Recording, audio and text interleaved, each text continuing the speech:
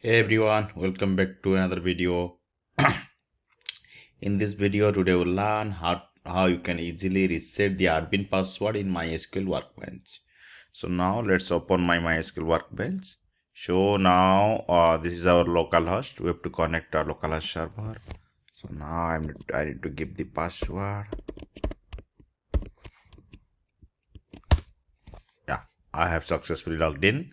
Now let's go to the left hand side. Here you can see here user and privileges. If you click on user and privilege, then these are the users, different users you can see. So this is the root user which we need to change the password. These are the different users which are provided by MySQL. So no need to anything. So go to root. So here you can see the password. So password you now need to apply new password. Now go here, same password, retype. Now you have to apply on the button. You can go and apply here. Okay. Now you need to refresh here. Okay.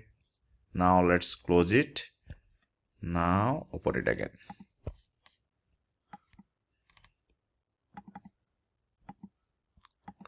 Close it. Then open it again. Now try to give the new password. Awesome. Now it has been logged in by using new password. So now in this video you learn how you can reset the password of Mysql Workbench. Thanks for watching. If it really helped, please don't forget to like my video and subscribe to my channel.